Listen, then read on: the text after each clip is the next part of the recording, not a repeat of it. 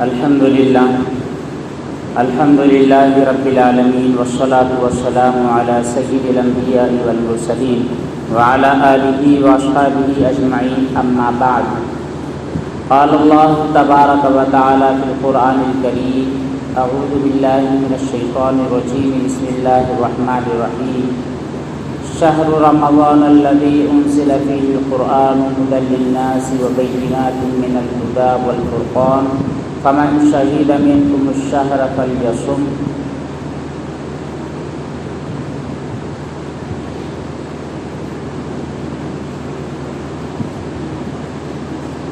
اللہ تبارک و تعالیٰ نے ہمیں جو دن زمانہ عطا کیا ہے، اس زمانے کے مہینے اور دنوں کی تعداد بھی مقرر کی ہے۔ سال بھر میں اس طرح اس نے ہمارے لیے 12 مہینے متعین کیے۔ ان 12 مہینوں میں سے 4 مہینے اشہر حرم کہلاتے ہیں، قابل احترام، قابل عزت۔ ان 4 مہینوں میں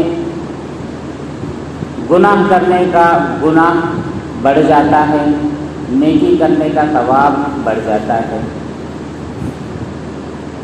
اسی طرح 12 مہینوں میں ایک مہینہ رمضان المبارک کا بھی عطا کیا ہے۔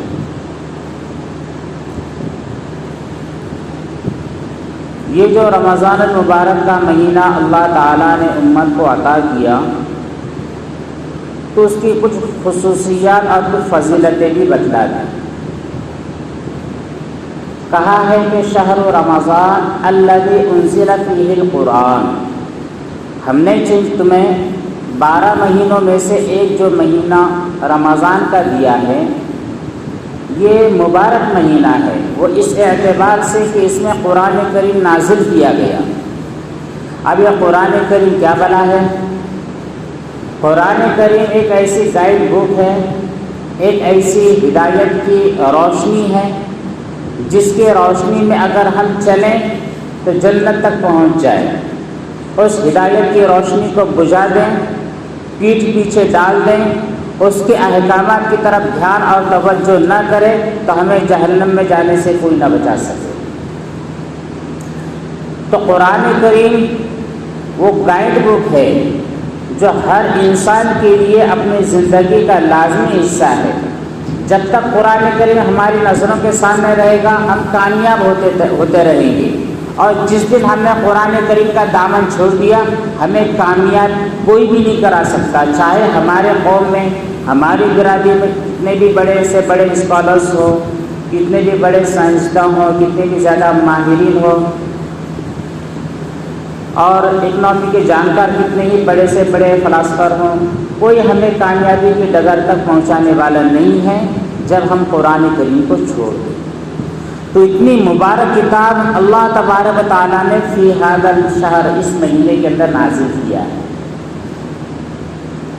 قرآن کریم ایک ایسی چیز ہے جو خود قرآن کریم میں بیان کی گئی ہے، ھدی للناس وبینات من الھدی والفرقان۔ قرآن کریم کے اندر ہدایتیں ہیں، رہبری ہے، چاہے انسان اپنے گھر پر زندگی گزارنے والا ہو، معاشرے کی کسی بھی سوسائٹی میں زندگی بسر کرنے والا ہو، کسی بھی اعتبار سے کمانے والا ہو، بزنس مین ہو، عورتیں ہوں، بچے ہوں، بچیاں ہوں، بڑے ہوں، چھوٹے ہوں، ہر ایک کے لیے راہ راست بتلانے والی چیز ہے قرآن کریم، اور صحیح کو صحیح اور غلط کو غلط، اور ان دونوں کے درمیان ڈیوائیڈیشن قائم کرنے والی چیز قرآن کریم ہے۔ اور اسی کے آگے بیان کیا کہ اس مبارک مہینے میں لوگوں پر روزے بھی فرض کیے گئے ہیں۔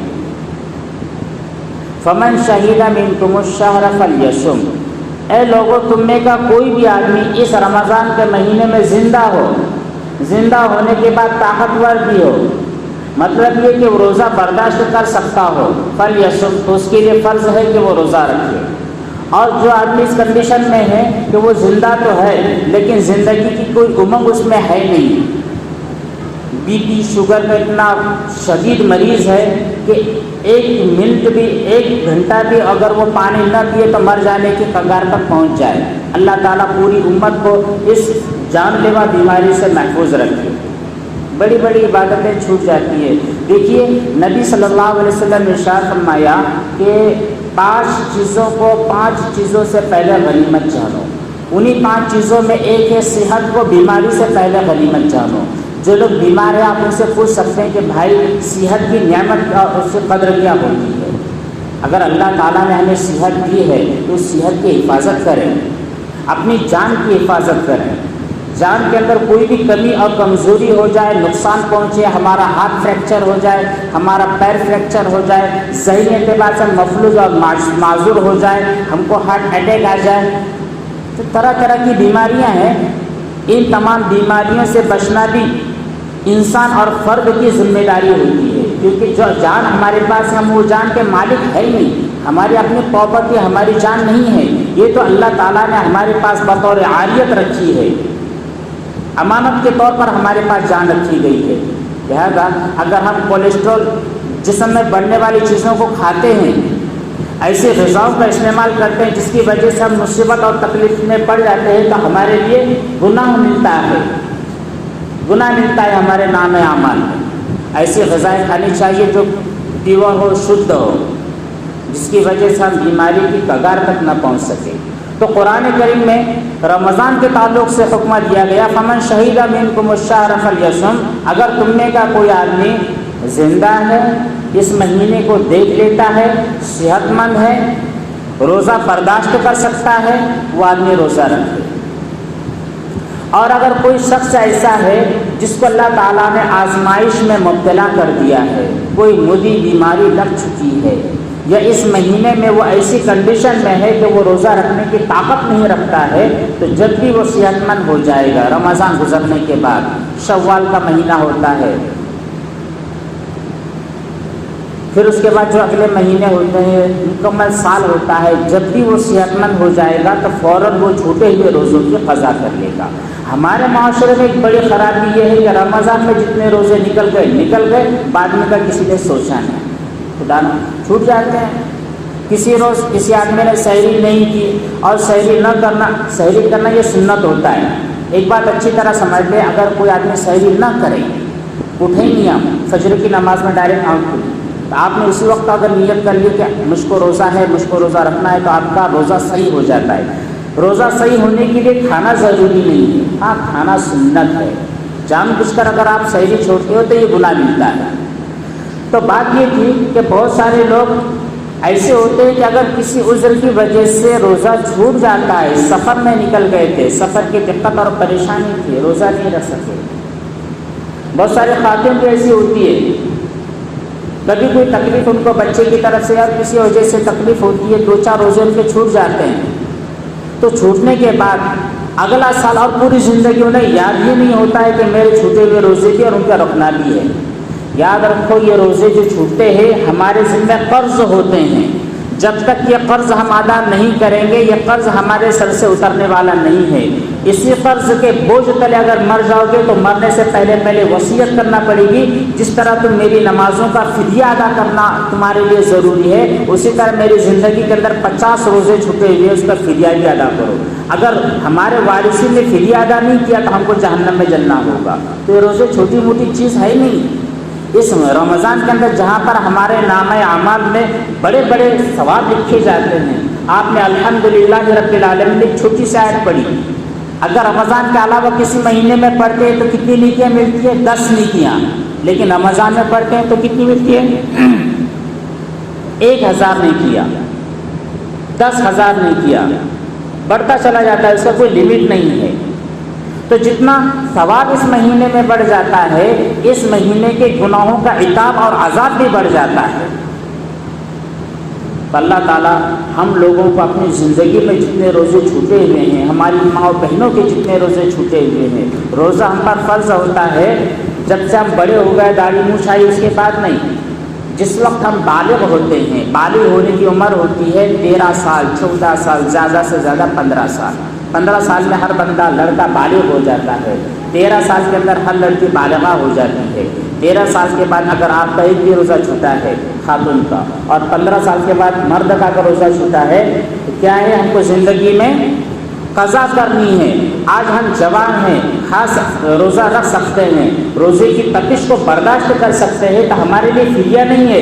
یاد کرو، کیلکولیشن کرو، ہمارے 15 سال سے لے کر آج تک ہم نے کتنے روزے رکھے، کتنے رکھے، کیلکولیشن کرو، اور ہمیں پتہ چلا ہے کہ اگر ہم نے 70 روزے لے رکھے تو 70 روزوں کی قضا رکھنا رمضان کے بعد سے اسٹارٹ کر دو۔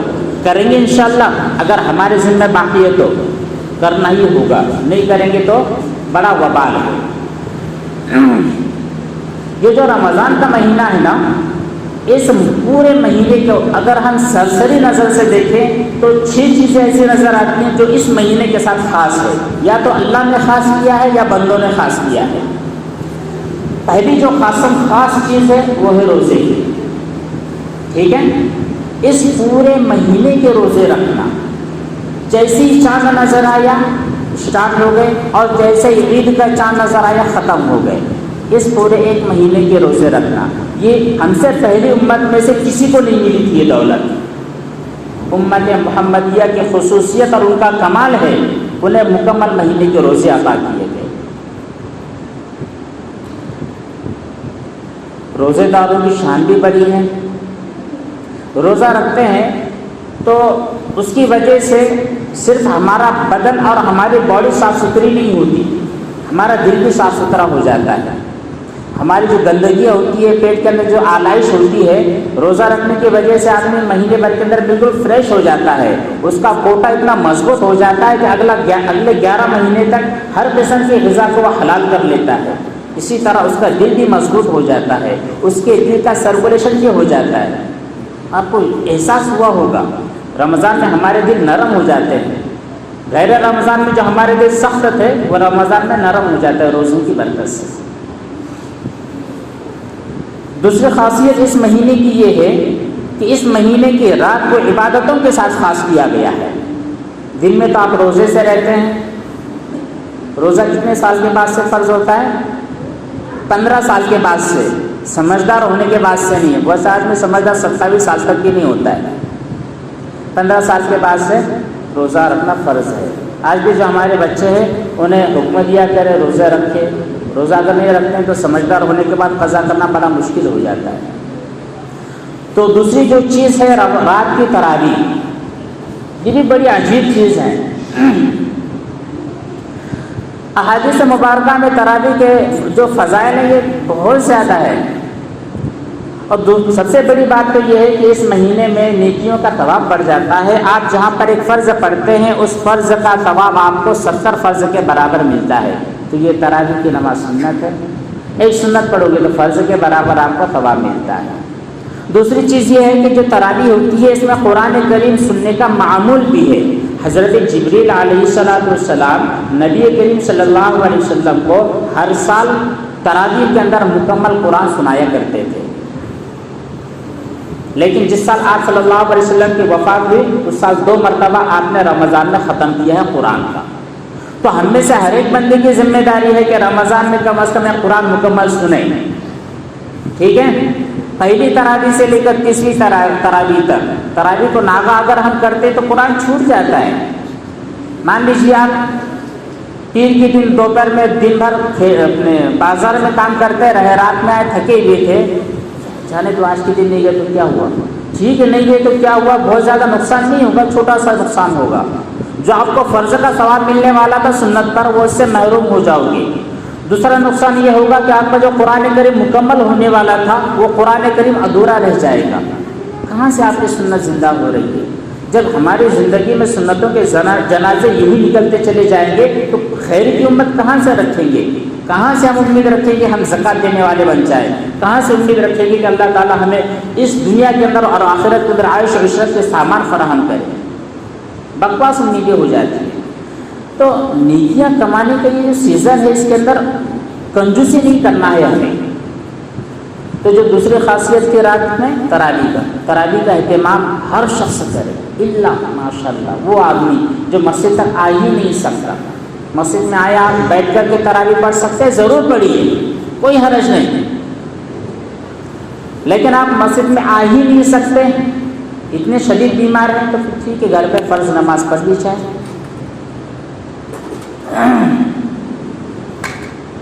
تیسری جو خاص چیز اس مہینے کے ساتھ ہے وہ 24 گھنٹے والی ہے، قرآن کریم کی تلاوت۔ خود یہ آیت ہے، اس مہینے میں رمضان اس مہینے میں قرآن کریم نازل کیا گیا، تو اس نازل کرنے کا تقاضا بھی یہ ہے کہ اس قرآن کریم کے ساتھ خاص شغف ہمارا ہونا چاہیے، خاص محبت اس قرآن کریم کے ساتھ ہونی چاہیے۔ اللہ معاف کرے، ہم میں کے بہت سارے لوگ قرآن کریم کو پڑھتے ہی نہیں ہیں اپنی زندگی پر، ضروری نہیں سمجھتے۔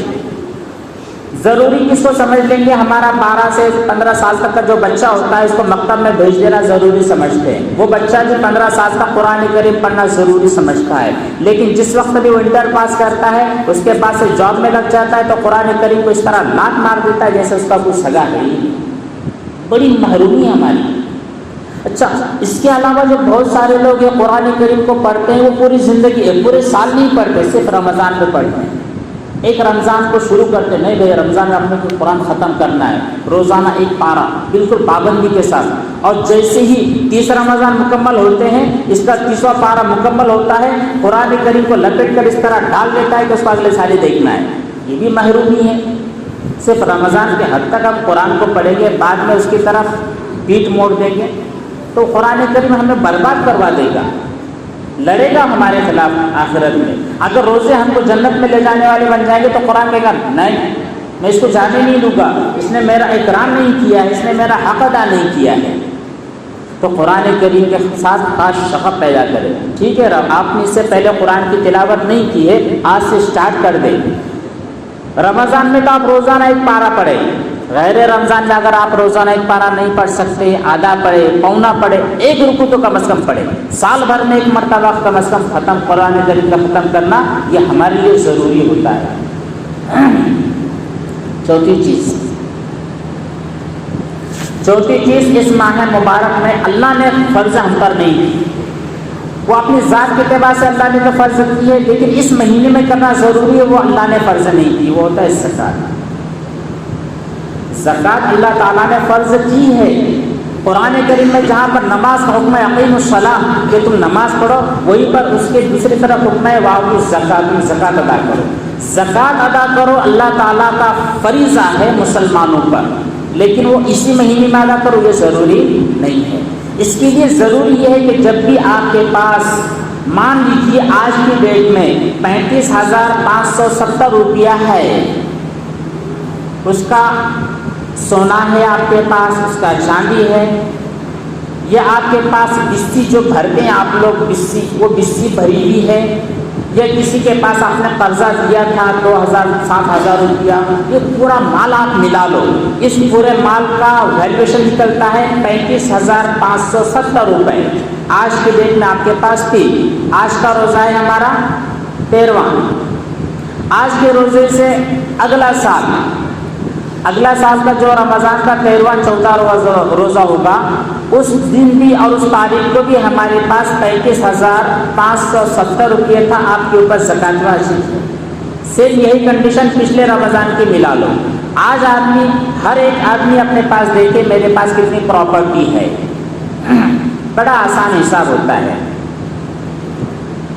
آج کی تاریخ میں آپ دیکھیں کہ آپ کے پاس مان لیجیے 50,000 روپیہ ہے، اور یہ حساب آپ دیکھیے پچھلے سال رمضان کی 13 تاریخ کو آپ کے پاس 50,000 روپیے تھے نہیں تھے تو اس سے کم تھے، 40 تھے، 43 تھے، 45 تھے، 35 تھے، تو آپ کے پاس زکوٰۃ واجب ہے۔ فوراً آپ چاہیے کسی عالم کے پاس، ان کے پاس اپنا پورا کچا چٹا بتاؤ، میرے پاس سونا کتنا ہے، چاندی کتنی ہے، بینک میں کتنا ہے، کیش کتنا ہے، بھائی کو دیا ہوا قرض کتنا ہے، میرے پاس بکریاں تھی، بکریاں بھی میرے پاس ہے، اس کے بعد میں نے کھیت میں سے اس سال گیہوں نکالا تھا، جواری نکالا تھا، سویابین نکالا تھا، پیاز نکالا تھا، اس کا اتنا انکم ہوا ہے، اتنا خرچ گیا ہے، پورا حساب کتاب لکھو، عالم کے پاس جاؤ، وہ تمہیں کیلکولیشن کر کے بتا دیں گے کتنا آپ کے پاس زکوٰۃ واجب ہے۔ ایک آدمی نے رمضان کے 6 7ویں روزے کو فون کیا اور کہا کہ میرے پاس اتنا مال ہے، زکوٰۃ کتنی ہوتی ہے بتاؤ۔ تو پتہ ہے اس کو تو تقریباً 70,000 روپیہ اس کے پاس زکوٰۃ بیٹھ گئی۔ وہ بندہ بڑا افسوس کے ساتھ کہنے لگا مفتی صاحب میرے پاس ہر سال اتنا ہی مال ہوا کرتا تھا، تقریباً 56-57 لاکھ روپیہ ہر سال اس کے پاس رہتا تھا، اندازے سے وہ آدمی 48,000 45,000 50,000 روپے تک زکوٰۃ نکال دیتا تھا۔ جو 20,000 کی زکوٰۃ بچی ہے اس کا ذمہ دار کون؟ 20,000 جو اس نے بھولے سے چھوٹ گئی ہے اس کی وجہ سے اس کا پورا مال برباد ہو رہا ہے، اس کی وجہ سے پورے مال کی جو نحوست نکلنی چاہیے کہ وہ نحوست باقی ہے، بنا حساب کتاب کیے کہ زکوٰۃ نکالنے کی وجہ سے اس کی پوری زکوٰۃ نکلی نہیں ہے۔ یہ معاملہ اس کا 10 سالوں سے چل رہا تھا، 10 سالوں سے کہنے لگا میں یوں ہی اندازے سے زکوٰۃ نکال رہا تھا، اب اس کو رونے کے لیے آدمی نہیں ملا۔ اگر 10 سالوں کی بھی زکوٰۃ مان لیتے ہیں 20,000 چکی ہے تو پھر 10 سالوں کی 1,20,000 روپئے جو امت کا نقصان ہوا ہے، غریبوں کا نقصان ہوا ہے، اس کی بھرپائی کون کرے گا؟ اس کی زکوٰۃ ادا نہیں ہے، الگ جہنم میں جلنا پڑے گا یا الگ۔ دیکھیے جس طرح ہم اپنے مال سے محبت، جس طرح ہم اپنے بچوں سے محبت کرتے ہیں، جس طرح ہم اپنے جان سے محبت کرتے ہیں، اپنی جان کو روزہ افطار کرنے کے وقت میں جان سے زیادہ کھلاتے نہیں بھائی فریج کا ٹھنڈا پانی مت پیو، کیوں؟ اس کی وجہ سے وہ ڈی ہائیڈریشن ہو جاتا ہے، اس کی وجہ سے ہم تراویح نہیں پڑھ سکتے، ہمارا پیٹ خراب ہو جائے گا، سب سسٹم خراب ہو جائے گا۔ جان کی حفاظت کرنا فرض ہے ہم پر، اس لیے اس کی حفاظت کرتے ہیں۔ تو اسی طرح آدمی اپنے مال سے بھی محبت کرتا ہے، بہت زیادہ محبت کرتا ہے۔ اگر آپ کو اندازہ کرنا ہے نا تو آپ ہوٹل میں چلے جاؤ اپنے دوستوں کو لے کر، چائے پی لو، ہو جائے گا، آپ چائے پلا دو گے کھلے دل سے، کوئی ٹینشن نہیں۔ لیکن اگر کوئی غریب آدمی آئے گا بھائی مجھ کو 50 روپے دے دو، تو آدمی اپنی جیب سے 50 روپے نکال کر دینے کی ہمت اور طاقت نہیں رکھتا ہے۔ جس طرح کوئی آدمی بولے گا بھائی تیرا بچہ میرے کو دے دے، تیرے پاس 7 بچے میرے پاس دے دے، میرے کو نہیں ہے بچہ، دے دیں گے کیا؟ نہیں دینے والے۔ بالکل اسی طرح بچے کی طرح انسان پیسوں سے محبت کرتا ہے، دیتا نہیں ہے کسی کو، ہوتا ہے اس کے پاس لیکن دیتا۔ بچہ بھی مانگ لیتا ہے تو بولتا کیوں، کیا پرپز ہے تیرا؟ کل تو دیے تھے میں نے تیرے کو 300 روپئے، آج کیوں؟ کیونکہ انکوائری بھی کرتا ہے، اس سے محبت ہوتی ہے مال سے۔ تو جو چیز اللہ تعالیٰ سے ہم کو موڑنے والی بنتی ہے، اب اس کو اگر ہم اللہ تعالیٰ کی منشا کے مطابق توڑنے والے بن جائے تو یہی چیز اللہ تعالیٰ کو خوش کرنے والی بن جاتی ہے۔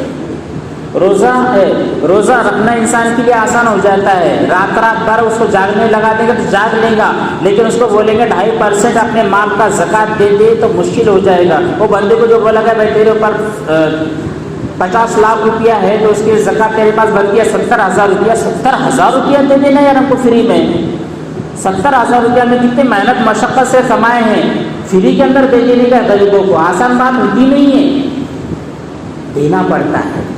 اگر آپ اپنی خوشی کے ساتھ جتنی زکوٰۃ آپ پر واجب ہوتی ہے دے دو گے، اگلا سال ختم ہونے سے پہلے اپنے مال کے اندر برکت دیکھو گے، اپنی جان کے اندر برکت دیکھو گے۔ روزے کی وجہ سے صرف جان کے اوپر اور اپنی حالت کے اوپر ایفیکٹ ہوتا ہے، فائدے ہوتے ہیں، لیکن زکوٰۃ ادا کرنے کی وجہ سے تمام چیزیں بدلی نظر آتی ہے۔ جو فائنینشلی جو نظام ہوتا ہے نا یہ بہت طاقتور نظام ہوتا ہے۔ آدمی کی صحت کے اوپر مال کا اثر پڑتا ہے، اگر ہمارے پاس مال ہے تو ہمارا بی پی اور شوگر وغیرہ سب لیول درست ہوتے ہیں، مال کم ہو جاتا ہے تو ہماری صحت بگڑ جاتی ہے۔ تو مال بڑا پاورفل چیز ہوتی ہے۔ تو اس مہینے کے ساتھ زکوٰۃ کا بھی معاملہ خاص ہے۔ ویسے ہمارے پاس کم مال آتا ہے، کم مال جاتا ہے، ہم اس کی عام طور پر انکوائری رکھتے نہیں ہیں، لکھ کر رکھتے نہیں ہیں، حالانکہ لکھ کر رکھنا ضروری ہوتا ہے، بینیفٹ کتنا ہے، لاس کتنا ہے، وغیرہ وغیرہ سب چیزیں۔ تو آج سے آپ طے کر دو کہ میرے مال کی جو زکوٰۃ نکلے گی رمضان میں نکلے گی، کوئی بھی تاریخ آپ فکس کر لو، 1 سے لے کر کے 30 رمضان تک فکس کر لو، زندگی بھر آپ کی وہی تاریخ رہے گی۔ ہمیشہ آپ کے پاس ایک نوٹ بک رہنی چاہیے، لکھ کے رہنا اس کے اندر میرے پاس زکوٰۃ تھی، اتنا سونا تھا، اتنی چاندی تھی، اتنا قرضہ تھا، وغیرہ وغیرہ جتنی بھی چیزیں سب لکھو، عالم کے پاس جاؤ، حساب کتاب کرو اور حساب کتاب کر کے زکوٰۃ نکالو۔ عورتیں جو ہوتی ہیں عورتوں کے اوپر بھی زکوٰۃ واجب ہوتی ہے۔ ہمارے دیہات والی عورتیں تو بہت دور، مرد بھی سمجھتے ہیں کہ اگر ہم دیہات کے تو ہمارے پاس زکوٰۃ ہی نہیں، پورے محلے میں سے پورے گاؤں میں سے زکوٰۃ کتنے نکالتے ہیں؟ جن کو سیٹ بولا جاتا ہے، کریم سیٹ، فاروق سیٹ، جو سیٹ ہے بس انہیں کے پاس زکوٰۃ ہے، میں سیٹ نہیں ہے میں سید ہے تو میرے پاس زکوٰۃ نہیں۔ اس طرح لوگ سمجھتے ہیں، جی غلط ہے۔ میں نے آپ کو کہا ہے حساب نکالا ہوں میں، چاندی کا اگر کسی آدمی کے پاس 52.5 تولہ چاندی ہوتی ہے، چاندی کا ریٹ میں نے نکالا تو 1 کلو بیٹھتا ہے 690 سے لے کر 700 روپے تک۔ 700 روپے کا بھی اگر آپ تولے کا ریٹ نکالتے ہیں تو ہوتا ہے 52.5 تولہ چاندی کی قیمت 35,500 36,000 روپے لم سم پکڑ لو۔ 36,000 روپے اگر میرے پاس ہے، آپ کے پاس ہے، بیگم کے پاس ہے، بیٹی کے پاس ہے، بہنوئی کے پاس ہے، چچا کے پاس ہے، پھپھا کے پاس ہے، زکوٰۃ واجب، ٹھیک ہے، اس کا حساب لگا لو۔ 2.5% کتنا نکلتا ہے، اتنی زکوٰۃ دے دو۔ 2-3 ہزار روپے بیٹھتی ہے، اتنی بھی نہیں بیٹھتی، شاید 2-2.5 ہزار روپے کچھ بیٹھتی ہوگی۔ تو زکوٰۃ واجب ہونے کے لیے سیٹ ہونا ضروری نہیں ہے، بڑی گاڑی، بڑا بنگلہ ہونا ضروری نہیں ہے۔ ہماری ضرورت سے زائد جو مال ہمارے پاس ہے، ضرورت مطلب ہے کہ جتنا ہمارے پاس راشن گھر کے اندر موجود ہے اس پر زکوٰۃ نہیں، ہمارے جو پہننے کے کپڑے ان کے پاس زکوٰۃ نہیں، ہمارے پاس یوز کرنے والا جو موبائل ہے چاہے 1 لاکھ کا ہو اس پر زکوٰۃ نہیں، ہمارے پاس آفس کو جانے کے لیے ہمارے پاس سفاری ہے اس کے پاس زکوٰۃ نہیں۔ جو ہماری ضرورت سے زائد ہے، آپ کے پاس جو 70,000 روپے پڑا ہوا ہے یہ آپ کی یوز میں نہیں ہے، پڑا ہوا ہے سائڈ میں، تو یہ آپ کی ضرورت سے زائد ہے، اس کے پاس زکوٰۃ ہے۔ ہر آدمی اس کو نوٹ کر لے اور زکوٰۃ پابندی کے ساتھ نکالے۔ اس کے ساتھ جو چھٹی چیز ہوتی ہے وہ ہوتی ہے صدقہ فطر۔ صدقہ فطر ہر ایک آدمی کے اوپر ہے۔ ٹھیک ہے، 35,000 روپے سب کے پاس نہیں ہے، ہمارا کھڑکی کے اندر اگر 1,000 لوگ ہوتے ہیں تو ہو سکتا ہے 750 لوگوں کے پاس زکوٰۃ واجب ہو، اور جو 250 لوگ بچے ہیں ان کے پاس زکوٰۃ نہیں ہے۔ بالکل بولتے ہیں دارد ریکھا کون سی ہوتی ہے، جو غریبی کی جو بالکل ریکھا ہوتی ہے اس کے نیچے دارد ریشا جو بولتے ہیں، اس کے نیچے والے لوگ ہیں، بھائی ہم صبح 300 روپے آتے ہیں ہمارے پاس، شام تک ختم ہو جاتے ہیں، 1 روپے بھی ہمارے پاس شلک بچتا نہیں ہے، ایسے لوگوں کے پاس زکوٰۃ نہیں ہے، لیکن صدقہ فطر بھی ہے۔ جن کے پاس جاتا ہے سب کچھ اطمینان سے کھا رہے تھے، گھر سے پورا خرچہ نکل جا رہا ہے، غریب فقیر نہیں ہے، تو صدقہ فطر بھی ہے۔ صدقہ فطر ہوتا ہے 2.25 کلو گیہوں۔ اب یہ گیہوں ضروری نہیں ہے دوستوں، اس کے لیے بہت ساری باتیں کہنی تھی۔ دیکھیے ہمارے ذہن کے اندر کیا ہوتا ہے، بھائی میرا اگر ایک روزہ چھوٹ گیا، زندگی بھر میں کبھی روزہ رکھنے کی طاقت بھی نہیں رکھتا، مجھ کو صدقہ نکالنا ہے، اس کا فدیہ نکالنا ہے، تو مولانا کے پاس میرے پاس آئیں گے تو میں بولوں گا بھائی آپ 2.25 کلو گیہوں نکال لو، کلیئر ہو گیا مسئلہ، کلیئر سے کوئی ٹینشن نہیں۔ آپ کے گھر کے اندر 7 لوگ ہیں، 3 بچے ہیں، 5 بڑے ہیں، 4 بڑے ہیں، آپ نے اگر پوچھا مولانا میرے پاس صدقہ فطر کتنا ہے، میں آپ کو بول دوں گا 2.25 کلو گیہوں کے حساب سے آپ نکال لو۔ پیسہ اگر نکال رہے ہیں تو پھر 30 روپے کا ریٹ چل رہا ہے تو لم سم تم 60 روپے نکال لو۔ یہ ہوگی فتوے والی بات۔ اس کے آگے تقوی والی بات کیا ہوتی ہے جانتے ہیں؟ نبی صلی اللہ علیہ وسلم نے صدقہ فطر نکالنے کے لیے صرف گیہوں کو معیار نہیں بنایا بلکہ جو بھی ہے، جو کا ریٹ گیہوں سے بڑا ہوتا ہے، گیہوں اگر 30 روپے کلو ملتا ہے تو جو 50 روپے کلو ملتا ہے۔ پھر اس کے بعد کوئی ہائی کوالٹی کے لوگ بھی ہوتے ہیں جو ماشاءاللہ روزانہ 800-900 روپے سے کم ان کا کمائی ہوتی نہیں ہے، تو ان لوگوں کے لیے کھجور کے حساب سے بھی کھجور 100 روپے کلو ملتی ہے، تو 100 روپے کا اگر حساب لگا دیا تو 3.5 کلو گیہوں، 3.5 کلو کھجور، 100 200 300 350 روپے کے حساب سے بھی آپ صدقہ فطر نکال سکتے ہیں۔ کشمش اور بھی زیادہ مہنگا 150-200 روپے والا، اس کے حساب سے اگر آپ نکالو گے تو 700 روپے کا آپ کا صدقہ فطر بیٹھتا ہے۔ پھر اس سے بڑھ کر 1000 کا 1100 روپے کا بھی صدقہ فطر بیٹھتا ہے۔ تو اگر آپ نے مجھ سے پوچھا کہ میرے پاس صدقہ فطر کتنا ہے تو میں کہہ دوں گا کہ 2.25 کلو گیہوں، یا پھر آپ کشمش وغیرہ نکالتے ہیں تو پھر 3.5 کلو کے حساب سے نکالو۔ پھر آپ کی ذمہ داری بنتی ہے کہ میں کس کیٹیگری میں بیٹھتا ہوں، اللہ نے مجھ کو کتنا نوازا ہے۔ کہتے ہیں نا بھائی ہم دوستوں الحمدللہ اللہ نے مجھ کو بہت نوازا، اور جب اللہ نے آپ کو نوازا آپ اس کا اقرار بھی کر رہے ہیں تو اس اقرار کے مطابق صدقہ فطر بھی نکالو، اللہ خوش ہو جائے گا۔ اپنے بھائی کو جو تم دو گے صدقہ فطر اگر گیہوں کی گئی ہے تو 60 روپے دیں گے، 60 روپے میں قریب مہینہ کیا نکل رہا ہے، اس کا گھر کا ایک دن کا بھی خرچ نکل رہا ہے۔ غریب بھائی جو بالکل غریب ہے ہمارے گاؤں کے، یا پھر مدرسے کے اندر آپ دے رہے ہیں یا پھر کسی یتیم خانے میں دے رہے ہیں تو 60 روپے دینے کی وجہ سے کیا ہو جا رہا ہے، ان کا کچھ بھی نہیں ہو رہا آج کے دور میں، مہنگائی کے دور میں۔ تو اللہ نے اگر آپ کو مال دیا ہے، دولت دی ہے، استطاعت دی ہے، شوکت دی ہے، شان دی ہے، نعمتیں دی ہے تو اس نعمتوں کا شکر یہ بھی ہے کہ ہم صدقہ فطر زیادہ سے زیادہ ریٹ کے ساتھ نکالنے والے بن جائیں. گیہوں کو چھوڑ دیں، ہاں میں بہت غریب ہوں تو میں نکالوں گا، لیکن مجھ کو احساس ہو رہا ہے کہ الحمدللہ میں غریبی سے تھوڑا بڑا ہوا ہوں، تو پھر میں گیہوں کے چھوڑ دوں گا، جو کے حساب سے نکالوں گا، 150 کے حساب سے، 350 کے حساب سے، 750 کے حساب سے، 1000 کے طرف جتنا بھی نکالو گے آپ، ثواب کے اندر بڑھوتری ہوتی چلی جائے گی.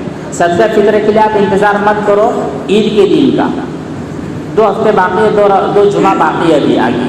تو دیکھیے صدقہ فطر واجب ہوتا ہے عید کے دن، لیکن عید کے دن ہی نکالنا ضروری نہیں ہے. آپ ایک رمضان سے اور آج بھی اگر نکال دیتے ہیں تو اس کی جو رقم نکالتے ہیں، چاہے عین نکالو، کھجور وغیرہ دے دو یا پھر اس کی قیمت دے دو، بہرحال دو. اس کی وجہ سے جہاں پر ہمارا مال جانا ہے وہاں جائے گا، پھر وہ لوگ اپنے ضروریات کا استعمال کریں گے. عید سے پہلے وہ اپنے عید کے سامان کو تیار کر لیں گے، تو عید کے دن وہ ہمارے ساتھ خوشی خوشی عیدگاہ میں چلنے والے بنیں گے، ان کے بچوں کے چہروں پر بھی خوشیاں ہوں گی.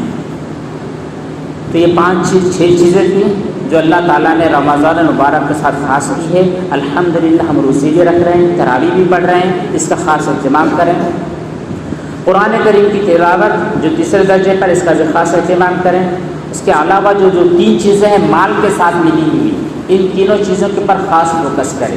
ہم عام طور پر فوکس کرتے نہیں ہیں، جو سیٹ ہوتے ہیں وہی فوکس کرتے ہیں، ہم جیسے نہیں کرتے. ہر آدمی اس کے اوپر فوکس کریں گے انشاءاللہ.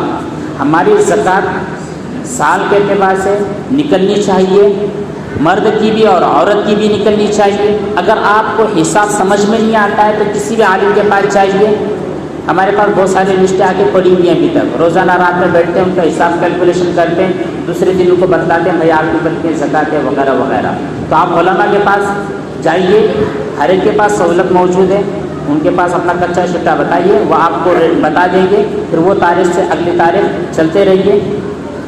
صدقہ فطر رمضان سے پہلے نکال لیجیے. صدقہ فطر اور جو زکوٰۃ کی ادائیگی ہوتی ہے، اس کے مستحقین کے اندر 8 لوگ ہوتے ہیں، جن میں غرباء، فقراء، مساکین، محتاج، صدقہ وصول کرنے والے، غریب جو گردنیں چھڑانے والے، جو جیلوں کے اندر قید ہے ان کی رہائی کی مدد کرنے والے، سر 8 لوگ ہوتے ہیں. ہمارے یہاں پر جو سراسری گنا جائے تو غریب، فقیر، مسکین، بیوہ، یتیم، مدارس، یتیم خانے، یہ جو ادارے ہوا کرتے ہیں، اتنی جو تنظیمیں ہوتی ہیں، یہاں پر ہم زکوٰۃ ادا کرتے ہیں. زکوٰۃ کی ادائیگی کا جو نظام ہوتا ہے یہ بہت بڑا نظام ہے. 2 الفاظ کے اندر آپ کو بولا نہیں جا سکتا، لیکن بہرحال جب بھی موقع ملے گا وہ ضرور بتلایا جائے گا. زکوٰۃ اس وقت تک ہماری پاورفل نہیں بنے گی جب تک ہم اس نظام کے تحت زکوٰۃ ادا نہیں کرتے. بہرحال جب تک وہ نظام نافذ نہیں ہوتا ہے آپ ایسے ہی زکوٰۃ نکالتے رہیے. جو لوگ آپ کے پاس آئیں گے کہ ہم زکوٰۃ لینے کے لیے آئے ہیں، پوری 100% زکوٰۃ آپ دیجیے، چھپاؤ کو زکوٰۃ. 2-4 روپیے، 5-10 ہزار روپئے اگر آپ نے مائنس کر لیا زکوٰۃ میں سے تو آپ کی بڑی بلڈنگ بننے والی نہیں ہے، لیکن بڑا نقصان ضرور ہو جائے گا. زکوٰۃ کے ساتھ کیجیے، پوری زکوٰۃ نکالیے، پورا صدقہ فطر نکالیے. آپ کے جو رشتہ دار ہیں ان رشتہ داروں کو آپ دیکھیے، ان کی ہیلپ کیجیے. کون سے رشتہ دار کو آپ زکوٰۃ دے سکتے ہیں، نہیں دے سکتے، علماء سے رابطہ قائم کیجیے. اسی کنڈیشن کی ہے جس کو زکوٰۃ دے سکتا ہوں کے لیے، وہ اگر ہاں بولیں گے تو دو، نہیں بولیں گے تو مت دو. اس کے بعد آپ کا مقامی جو ادارہ ہے مدرسہ مفتاح العلوم، یہاں کے لیے محسرین، سفیر گاؤں کے اندر وصول کر رہے ہیں چندہ، زکوٰۃ اور صدقہ فطر اور صدقات وغیرہ وصولی کرتے ہیں. وہ اگر آپ کے پاس آتے ہیں تو ان کا تعاون کیجیے، ان کے پاس زکوٰۃ کی رقم دیجیے. الحمدللہ ہمارے مولانا حافظ اسلم صاحب وہ بھی زکوٰۃ ادا کر رہے ہیں، وصول کر رہے ہیں مدرسے کی جانب سے.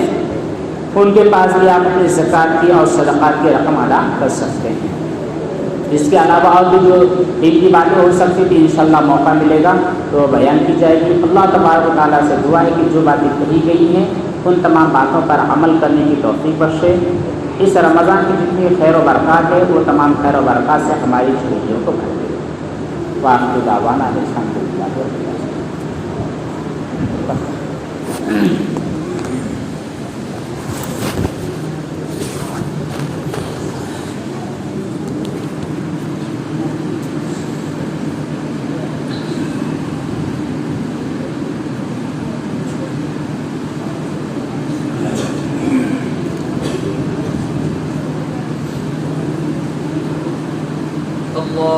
أكبر الله أكبر الله أكبر الله أكبر أشهد أن لا إله إلا الله أشهد أن لا إله إلا الله أشهد أن محمدا رسول الله أشهد أن محمدا رسول الله حي على الصلاة حي على الصلاة حي على الفلاح حي على الفلاح الله أكبر الله أكبر لا إله إلا الله. الحمد لله رب العالمين والعاقبة للمتقين والصلاة والسلام على سيد الأنبياء والمرسلين وعلى آله وأصحابه أجمعين أما بعد قال الله تبارك وتعالى في محكم تنزيله فأعوذ بالله السميع العليم من الشيطان الرجيم بسم الله الرحمن الرحيم شهر رمضان الذي أنزل فيه القرآن هدى للناس وبينات من الهدى والفرقان فمن شهد منكم الشهر فليصم ومن كان مريضا على سفر فعدة من أيام أخرى يريد الله بكم اليسر ولا يريد بكم العسر ولتكملوا العدة ولتكبروا الله على ما هداكم ولعلكم تشكرون. بارك الله لنا ولكم في القرآن العظيم ونفعنا وإياكم بالآيات والذكر الحكيم. أستغفر الله لي ولكم ولسائر المسلمين فاستغفروه من كل ذنب إنه هو الغفور الرحيم.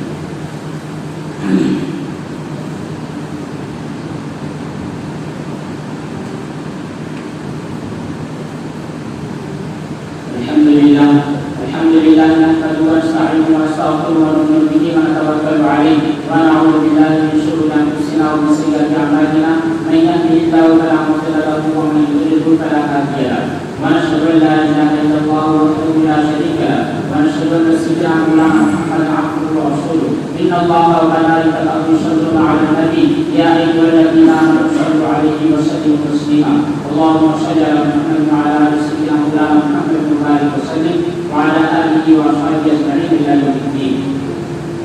خصوصا على أمير المؤمنين سيدنا أبي بكر الصديق رضي الله تعالى عنه وعلى أمير المؤمنين سيدنا عمر بن الخطاب رضي الله تعالى عنه وعلى أمير المؤمنين سيدنا عثمان بن عفان رضي الله تعالى عنه وعلى أمير المؤمنين سيدنا علي بن أبي طالب رضي الله تعالى عنه وعلى سيدنا سعدين السعيدين الشهيدين أبي محمد بن الحسن وأبي عبد الله بن حسين رضي الله تعالى عنهما وعلى أمه سيدة النساء فاطمة الزهراء رضي الله تعالى عنها وعلى عمه سيدنا حمزة بن العباس رضي الله تعالى عنهما وعلى ستة الباقين من العشرة المبشرة وعلى سائر الصحابة والتابعين رضوان الله تعالى عليهم أجمعين. اللهم اغفر للمؤمنين والمؤمنات والمسلمين والمسلمات الأحياء منهم والأموات برحمتك يا أرحم الراحمين. أعوذ بالله من الشيطان الرجيم. إن الله يأمر بالعدل والإحسان وإيتاء ذي القربى وينهى عن الفحشاء والمنكر والبغي يعظكم لعلكم تذكرون. ولذكر الله تعالى أعلى وأولى وأعز وأجل وأعظم وأتم وأعظم وأكبر.